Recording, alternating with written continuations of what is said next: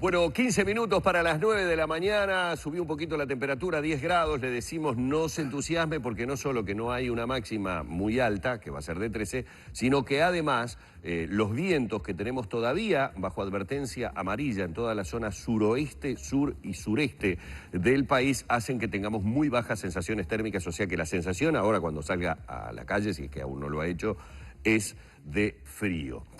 Y bueno, tampoco es una sensación muy agradable la que estamos teniendo por estos momentos en materia económica. Y desde el comienzo del programa con Danilo hemos estado conversando que hoy nuestro primer invitado, Juan Castillo, director nacional de Trabajo, seguramente tampoco ha recibido con agrado las últimas noticias de índices económicos, los últimos anuncios a nivel de la economía que ha debido realizar el gobierno y que de alguna manera desembocan después en la conflictividad o no que se puede tener a la hora de las negociaciones colectivas. Así que los buenos días y la bienvenida para Juan en la mañana de Arriba Gente. ¿Qué tal? ¿Qué tal? ¿Cómo están ustedes? Juan. Bien, tiempos medio tormentosos, más que ventosos diría yo, porque ayer el índice, por ejemplo, del tema del déficit fiscal viene de alguna manera a corroborar esa preocupación demostrada por el ministro de Economía en los anuncios que realizó con la necesidad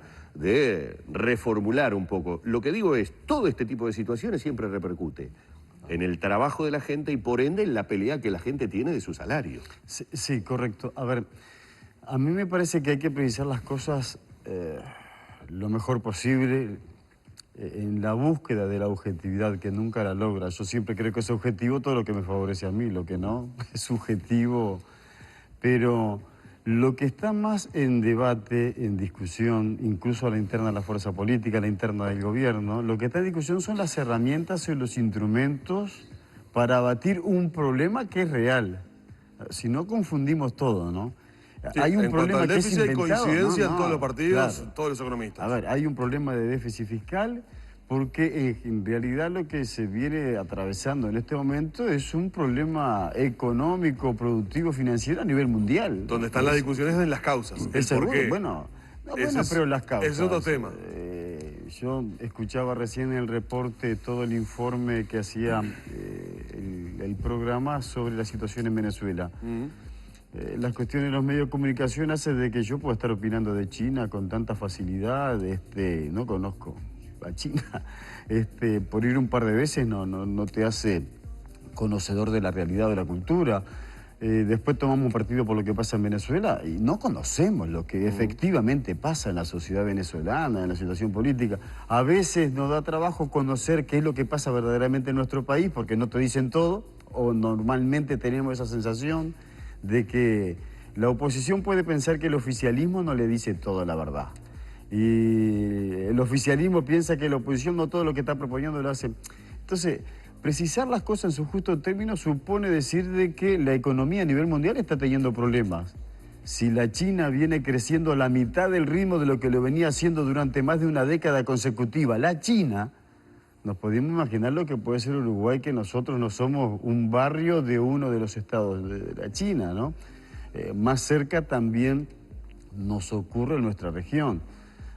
A mí me gusta porque lo discuto con los trabajadores, porque lo discuto con los empleadores, cuando nos ponemos tratando de negociar y tratando de acordar, ya sea un laudo en el Consejo de Salario o un convenio colectivo, cuando esto terminó en un conflicto, que nosotros pongamos también los pies sobre la tierra sobre qué situación estamos atravesando. El Uruguay es muy grande en nuestro corazón, pero tiene el tamaño que tiene. No tiene producción en escala y por lo tanto no tiene economía en escala. Pero estas cosas me parece que hay que decírsela a la gente, pero hay que hablar con... No hay que utilizar tantas palabras rebuscadas y difíciles para que nadie entienda lo que nos está pasando. ¿O alguien piensa que a algún gobernante no le duele tener que tomar alguna medida que ajuste el salario de las trabajadoras y los trabajadores o que pueda perjudicar el ingreso de la mayoría de los uruguayos, se viva o no se viva de un salario? Al revés, el escenario mejor para un dirigente político, para un gobernante, es poder pararse y decir, ¿cuánto quiere? Tomá, esto es lo que tenés. O me pedías 10, te doy 15 porque puedo.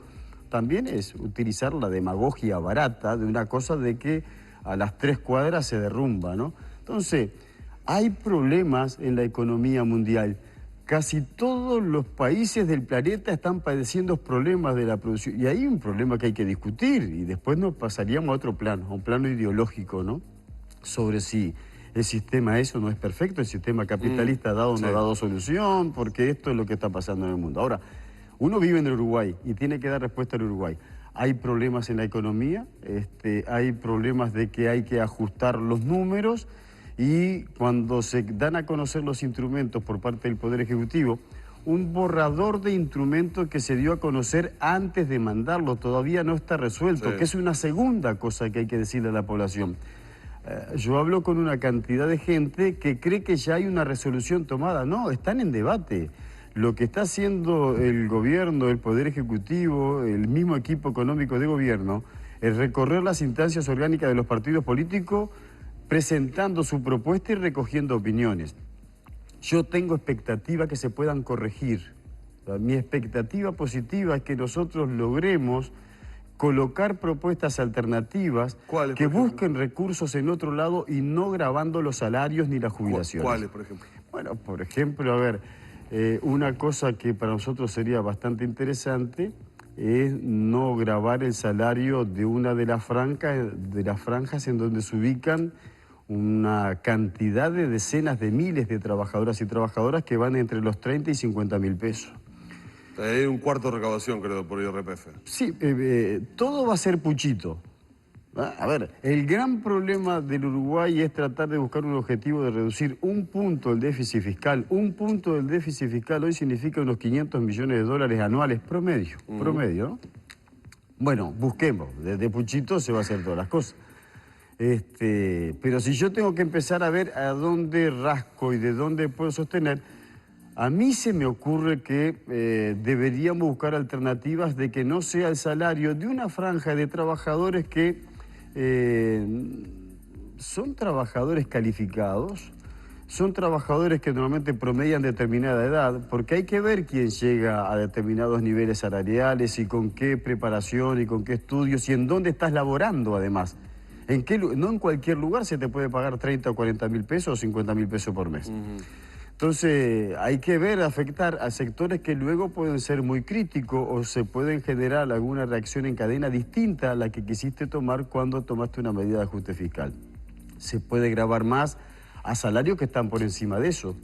O sea, el que tiene un salario de 100 mil pesos, de 150 mil pesos, de 200 mil pesos, seguramente tiene por lo menos más oxígenos, mejores condiciones para hacer un poco más de aporte que el que gana menos. Cargar más de lo que está propuesto en el proyecto original. Sí, cargar más de lo que lo está haciendo actualmente y obviamente si nosotros queremos simplificar o eliminar una carga tributaria a los salarios que vayan hasta los 50 mil pesos, tenemos que recargar alguna otra línea, eso está clarísimo. Claro, son menos cantidad, por lo tanto... Es menos cantidad, es menos aporte, está bien, pero mira, nosotros hemos estado discutiendo hasta anoche mismo, hasta la medianoche de ayer en mi partido político, en el Partido Comunista.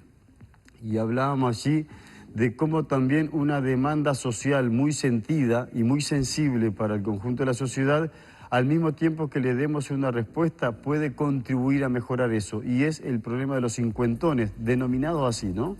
Todos aquellos que tenemos en el entorno de los 50 años de edad y que no superamos los 60, es decir, todavía no nos hemos jubilado, tenemos edad productiva, nos agarró la obligatoriedad de la ley que creaba la SAFAP. Bueno, allí hay un problema. Cuando empezamos a hacer números nos damos cuenta que ese límite complica y si nos vamos a jubilar nos jubilamos con menos salario que el que no está obligado.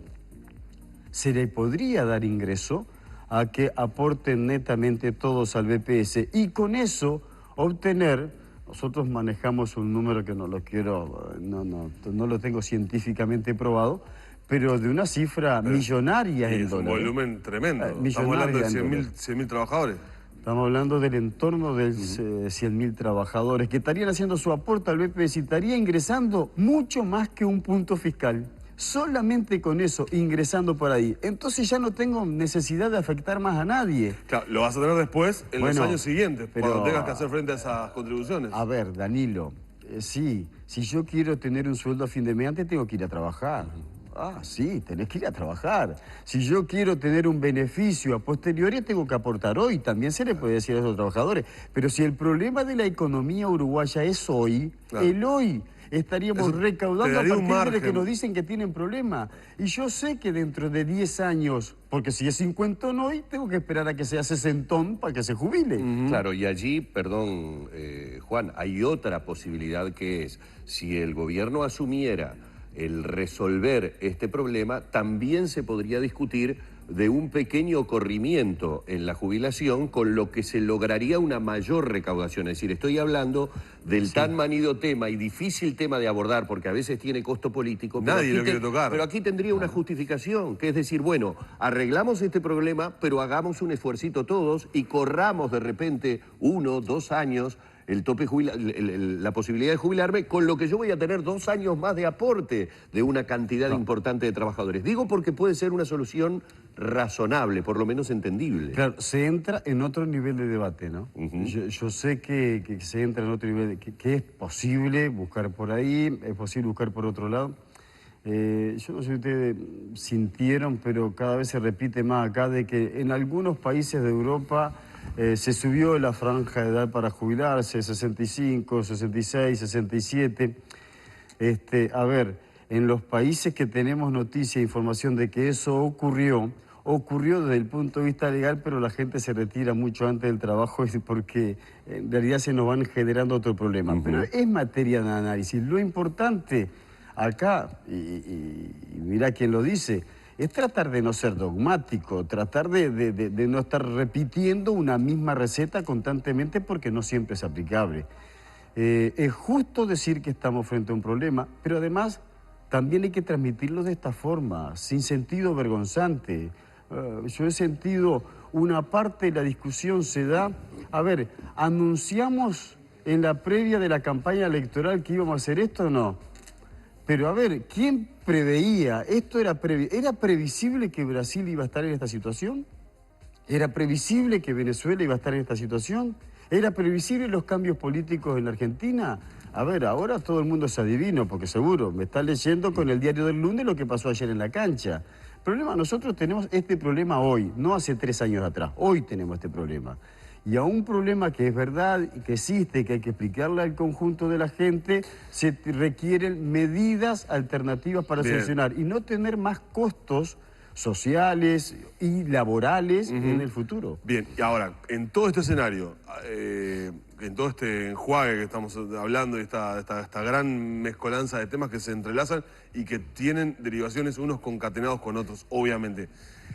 Vamos a hablar de Consejo de Salarios. ¿Ustedes qué van a hacer? Lo han dicho más de una vez en cuanto a priorizar el empleo en detrimento eventualmente de algo de salario que se pueda llegar. Y eso se decía antes de que fuera anunciado todo este paquete de medidas y de esta situación donde el gobierno dice tenemos que mejorar la situación del déficit, recaudar 500 millones de dólares. Y por eso es que estamos anunciando que vamos a cargar un poco más impositivamente alguna franja del IRPF, entre otras medidas. ¿Qué negociación esperan este año particularmente, que es un año donde el sector privado negocia y mucho? Me imagino que los empresarios no van a querer dar un peso más. Si yo fuera empresario frente a este escenario, tendría esa situación. Y desde el punto de vista del trabajador, voy a decir, quiero no perder el salario real, quiero no perder el salario, quiero seguir conquistando. Es verdad las dos cosas. Bueno, a ver, las dos cosas. Es verdad que el empresario en este escenario no quiere invertir, no quiere gastar, no quiere endeudarse. Es verdad, porque cualquier señal mal transmitida para la economía genera un efecto no deseado.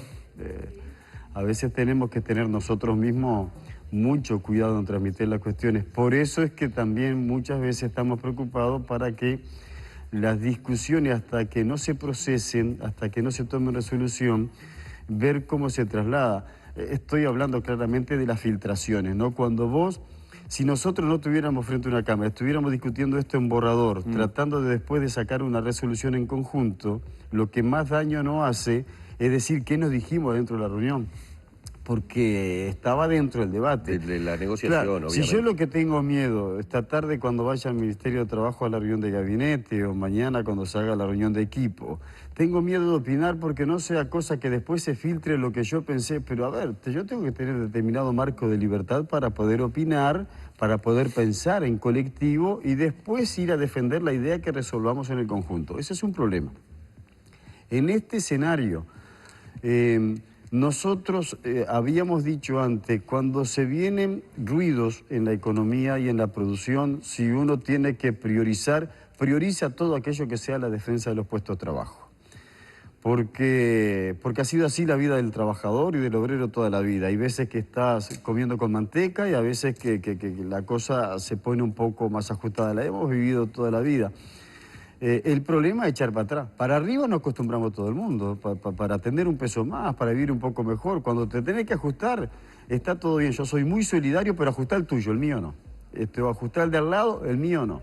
Es un problema que tenemos. Entonces, en la negociación colectiva, en un escenario de esto, nosotros planteamos, bueno, discutir y analizar qué es lo que va a pasar. Y ese fue el compromiso del presidente de la República con una delegación de la Central Sindical previo al 1 de mayo, un mes antes del 1 de mayo.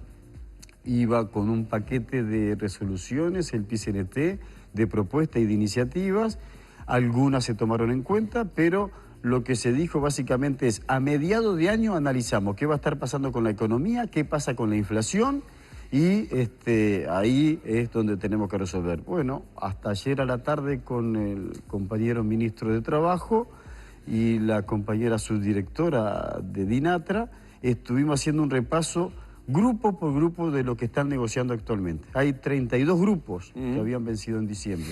Nosotros andamos en la veintena de acuerdos, en la cual la mayoría de ellos son acuerdos tripartitos y en algunos tuvimos que votar. O votamos en contra del acuerdo que lograron empresarios y trabajadores porque se escapaban de los lineamientos o nos hemos abstenido. Pero cuando concluya una semana más de plazo que hay para terminar estos grupos, ahí tenemos que pasar raya. Bueno, a ver, ¿qué pasó con los 64 grupos en determinado escenario económico? ¿Qué pasó con los 32 grupos que terminan de negociar ahora?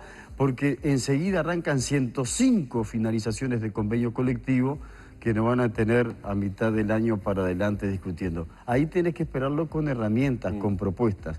Con estas actuales, para responder ahora sí objetivamente a la pregunta, va a ser muy difícil. Con las actuales herramientas, las que se programaron el año pasado, va a ser muy difícil. Por eso mismo, porque si hoy quedara, claro, nosotros discutimos... ¿Hay que arreglar las pautas entonces, o los lineamientos? Hay que analizar qué elementos le incorporamos nuevo. Pero básicamente porque si la foto queda así, que vamos a tener que aportar 3 puntos más en algunos niveles de salario del IRPF, y vos estás peleando 1 punto más en el Consejo Salario, juego la mosqueta, ¿no? Claro, hay que aclarar primero una cosa para después ver cómo se ¿Pero traslada. hablaron con economía eso?